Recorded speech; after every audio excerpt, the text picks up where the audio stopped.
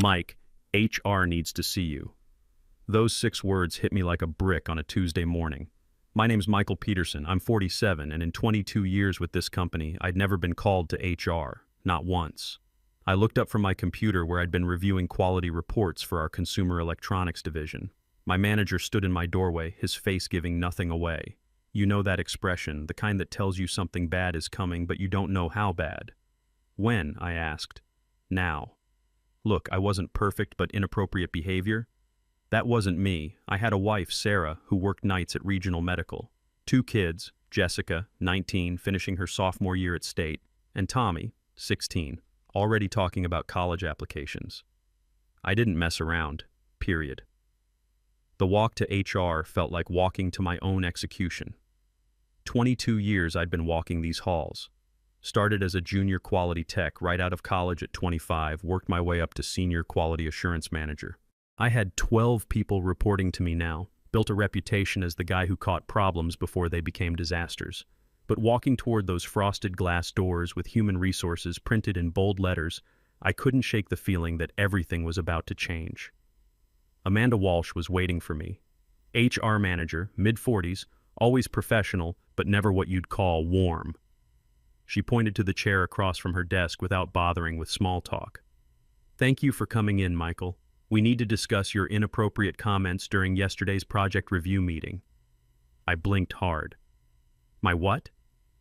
She slid a folder across the table.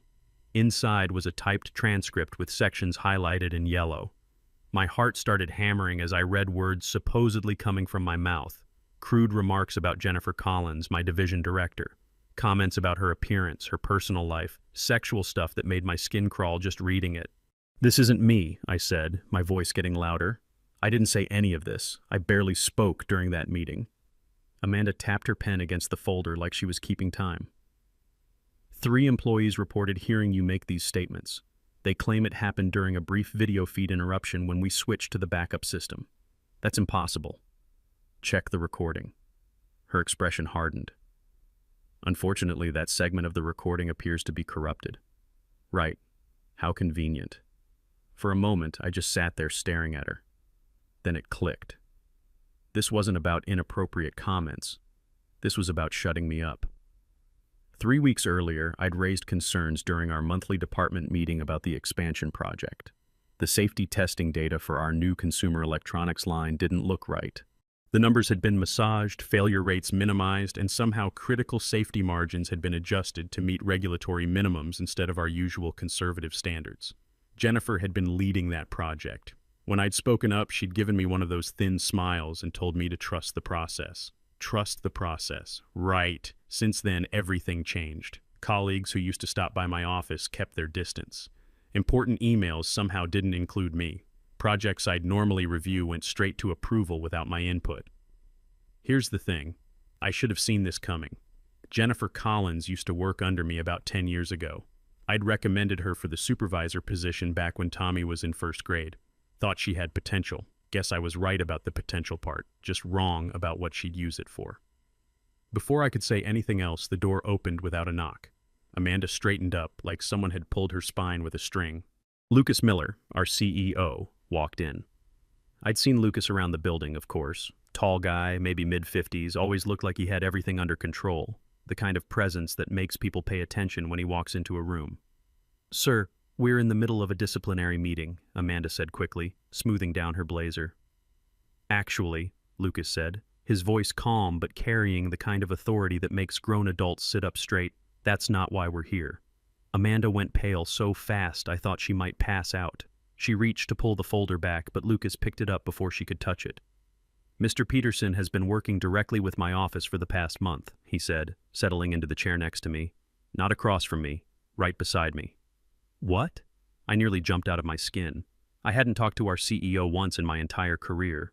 Maybe nodded at him in the elevator a couple times, but that was it. Amanda's voice came out shaky. I don't understand." "You will," he replied. Then he turned to me. "Mike, would you mind waiting outside for a moment? And on your way, please ask Catherine from legal to join us. Tell her it's time." "Time for what?" My head was spinning, but I nodded and left the room. Through the frosted glass, I could see their shapes. Lucas leaning forward, Amanda shrinking back like she was trying to disappear into her chair. I found Catherine Rodriguez in the legal department. Sharp woman in her early 50s with gray-streaked hair and eyes that didn't miss anything. She was already grabbing a thick folder when I delivered the message. Finally, she said, "Conference room D. 5 minutes."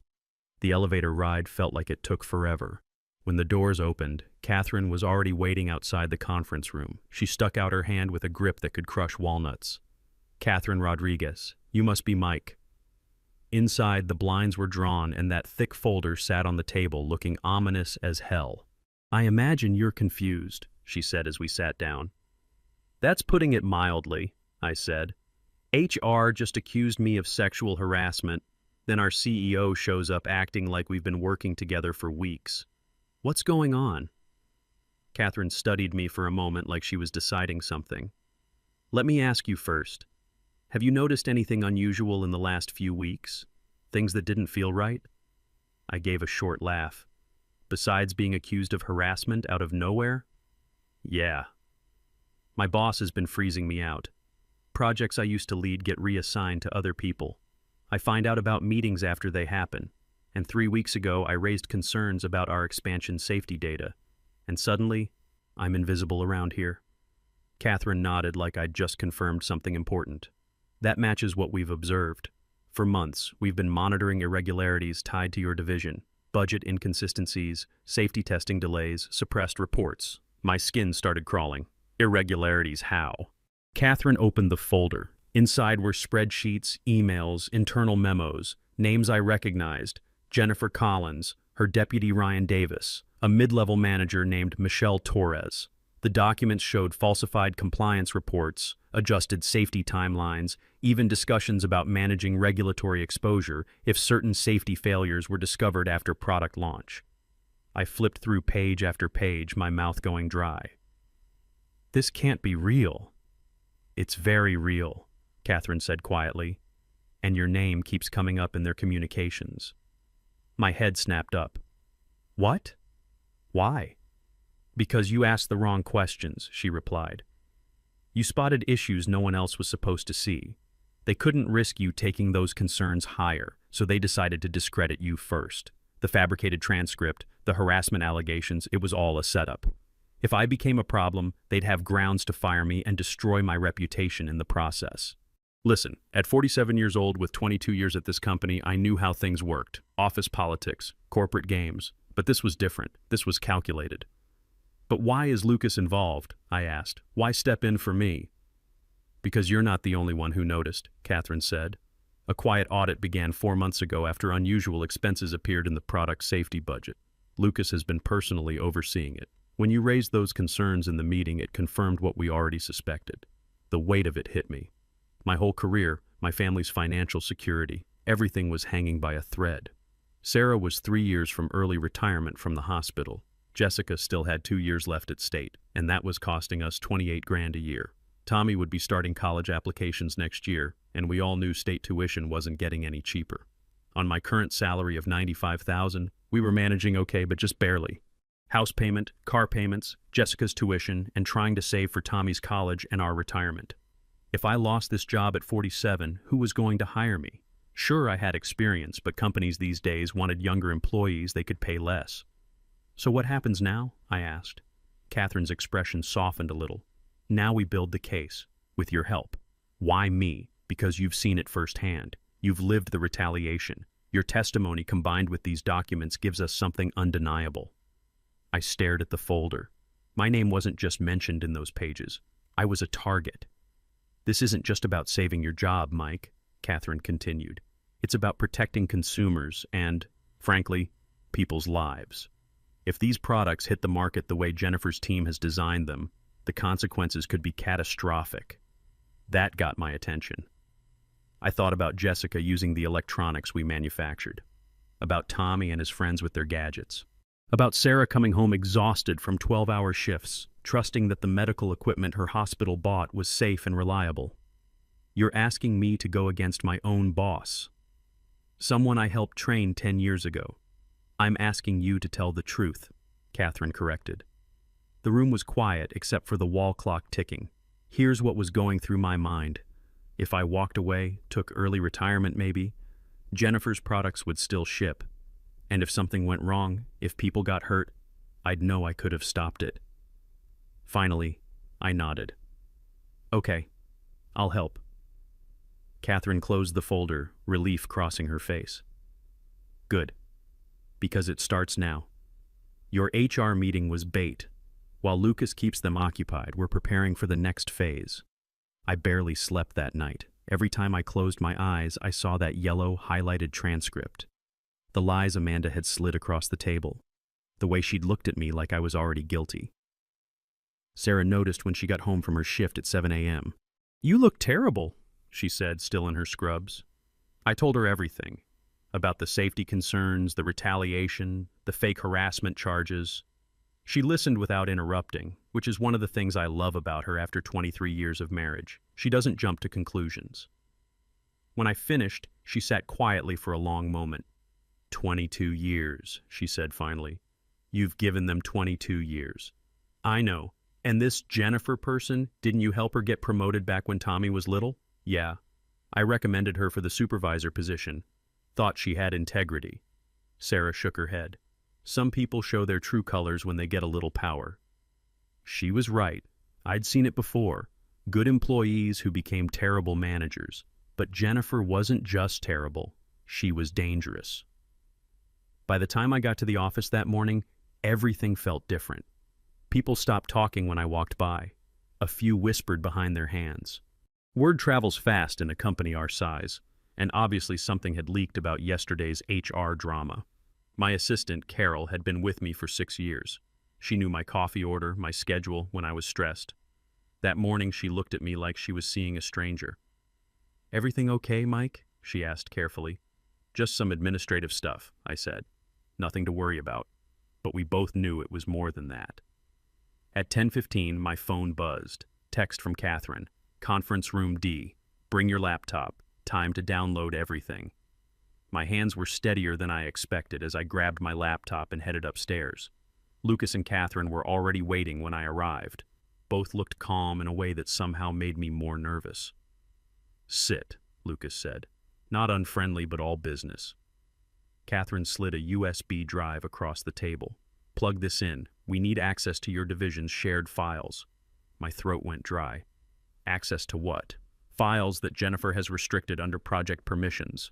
You still have secondary clearance as senior manager. My fingers hesitated above the keyboard. If she finds out I accessed those files. She will, Lucas interrupted. But by then, it won't matter. That was reassuring. I plugged in the drive and logged in.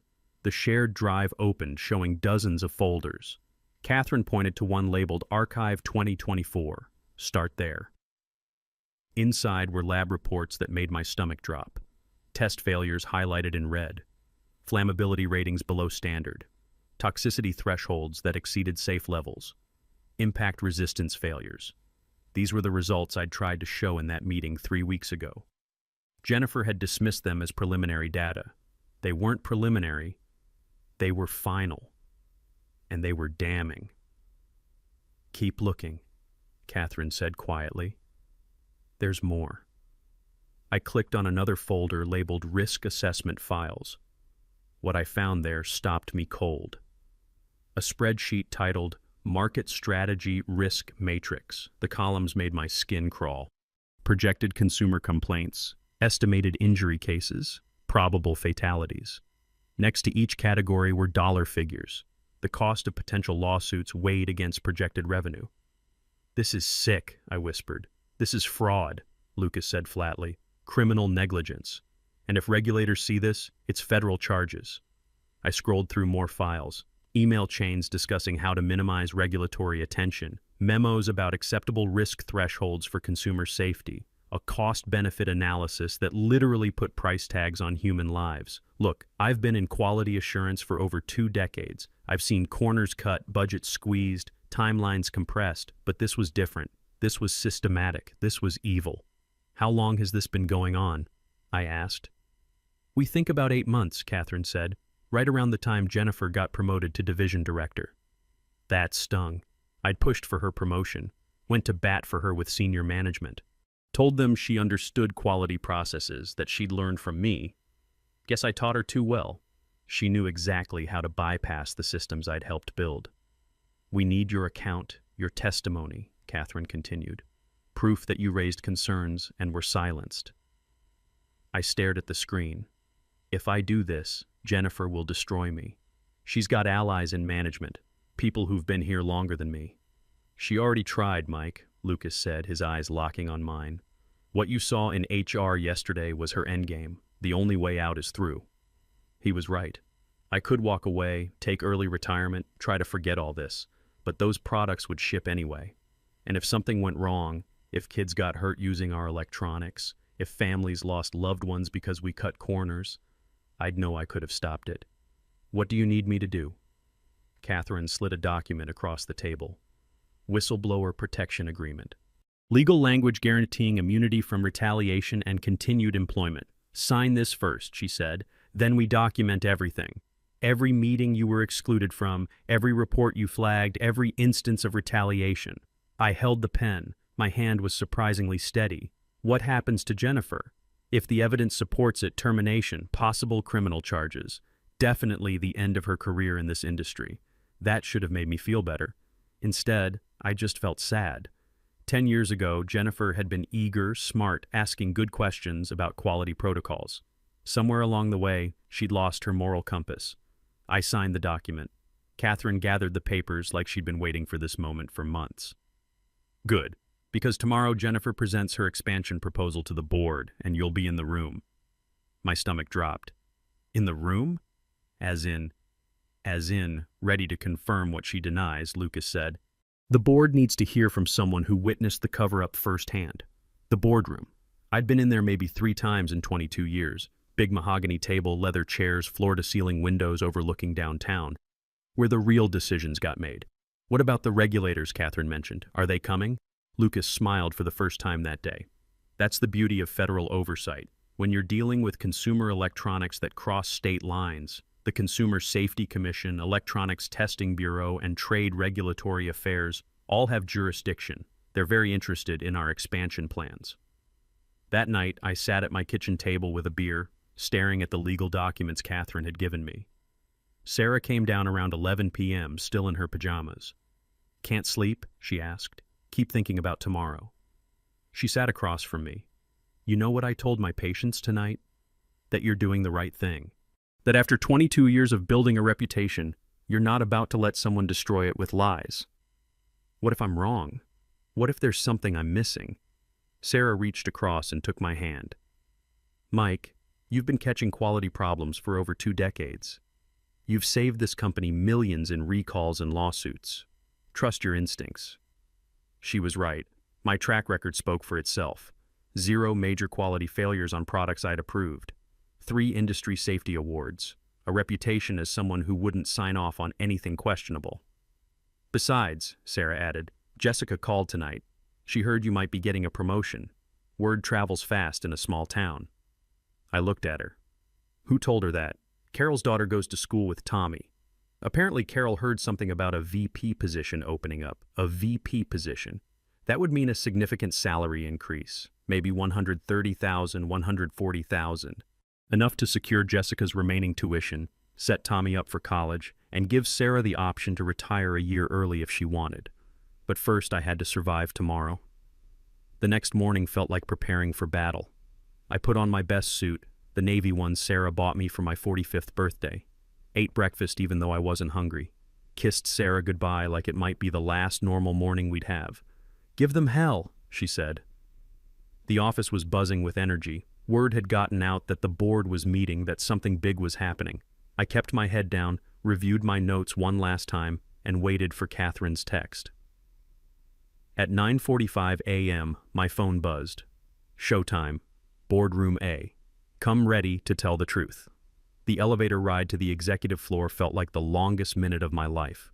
When the doors opened, I could see activity in the boardroom through the glass walls. Board members arriving, assistants distributing documents, Jennifer standing at the head of the table looking confident and polished. Catherine met me outside the doors. "Remember, just tell them what you experienced. Be specific. Be factual. Let the documents speak for themselves. What about Jennifer? What if she tries to discredit me? She will, Catherine said, but we're ready for that. Through the glass, I could see Jennifer clicking through her presentation slides. Revenue projections, market analysis, expansion timelines. Everything looked professional, convincing. If I didn't know what I knew, I'd probably be impressed. One more thing, Catherine said. The regulators are already inside. They've seen preliminary evidence. Jennifer doesn't know they're coming. That's when I saw them. 3 people I didn't recognize, sitting quietly at the side of the table. Professional, serious, taking notes. Catherine opened the heavy wooden doors. Ready? I straightened my tie and walked in. The boardroom was intimidating as always. Massive table, leather chairs, 12 board members already seated. Jennifer stood at the head of the table in her cream-colored suit, looking confident and completely in control. She didn't acknowledge me as I slipped quietly into a back chair. To her, I wasn't supposed to exist today. Thank you all for coming, she began, clicking her remote. I'm excited to present our Asian expansion progress. Her voice was smooth, her slides professional. Revenue projections, market analysis, partnership opportunities. Anyone who didn't know better would believe every word. Hell, 6 months ago, I would have believed it. She clicked through growth curves and profit margins like she was reading the weather. Our consumer electronics line is positioned for unprecedented growth in emerging markets. Sean Thompson, one of the senior board members, shifted in his chair. What about regulatory compliance? We've heard concerns from regional offices. Jennifer didn't miss a beat. Initial testing suggested minor delays, but subsequent analysis confirmed full compliance. We're actually ahead of schedule on safety certifications. Complete lies. My jaw tightened as she clicked through fabricated charts showing safety approvals that didn't exist. Any questions about our safety protocols? She asked confidently. That's when Lucas raised his hand. Before we continue, we have additional attendees joining us today. Jennifer's smile flickered for just a second.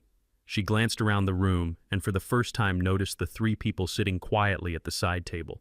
Her shoulders stiffened. Ms. Patricia Morgan from the Consumer Safety Commission, Lucas said, Mr. Oliver Williams from the Electronics Testing Bureau, and Ms. Rebecca Johnson from Trade Regulatory Affairs. The temperature in the room shifted. Jennifer's confident expression cracked slightly, but she recovered quickly. What a pleasant surprise, she said, though her voice carried a tremor. We welcome regulatory oversight. The 3 regulators nodded politely but said nothing. Their eyes were sharp, watching everything. Jennifer clicked to her next slide, speaking faster now. As you can see, our safety margins exceed industry standards. Actually, Catherine said, standing up from her seat near the back. I'd like to present some supplemental materials. Jennifer's face went pale. I'm sorry, who are you? Catherine Rodriguez, Legal Department. With the board's permission, I'd like to share some documents that relate to this expansion. Lucas nodded once. Proceed. Catherine connected her tablet to the projector. Jennifer's polished charts disappeared, replaced by something much uglier, the risk assessment matrix I'd seen the day before. The room went dead silent. This spreadsheet, Catherine said calmly, outlines a strategy to bypass safety regulations by releasing non-compliant products. It includes calculated projections of consumer injuries and fatalities weighed against profit margins. You could have heard a pin drop.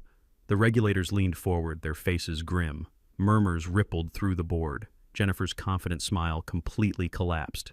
This is some kind of mistake. I've never seen that document. Catherine swiped to another screen.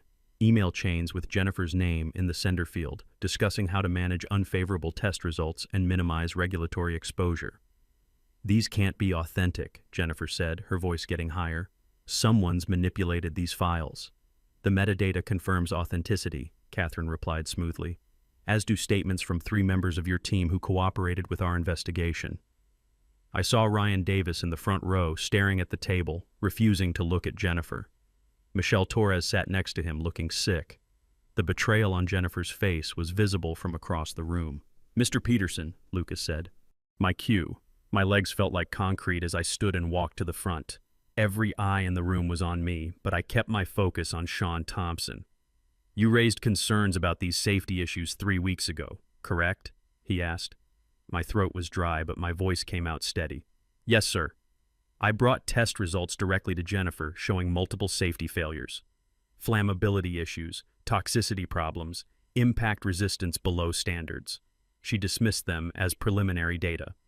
"They were preliminary," Jennifer interrupted desperately. "No, ma'am, they weren't," I said firmly. "I've been doing quality assurance for 22 years. Those were final reports." I tried to raise the issues again in our conference call with Nicholas Foster from Regional Operations. The video feed cut out before I could finish, and Jennifer contradicted me afterward. I paused, then continued. "Yesterday, I was called to HR with a fabricated transcript accusing me of sexual harassment. That was their plan. Discredit me before I could expose what I'd found." The boardroom erupted in low voices. Ms. Walsh from Consumer Safety was writing furiously in her notepad. Jennifer stood abruptly, her composure completely gone. "This is character assassination. He's bitter about being passed over for promotion. He's making this up." "Then perhaps you can explain," Catherine said, clicking to another screen showing server logs. "Why your login credentials accessed these risk assessment files repeatedly over the past 3 months." For the first time, Jennifer had no answer. The silence stretched out painfully. "Security will escort Ms. Collins and her associates out, effective immediately," Lucas announced.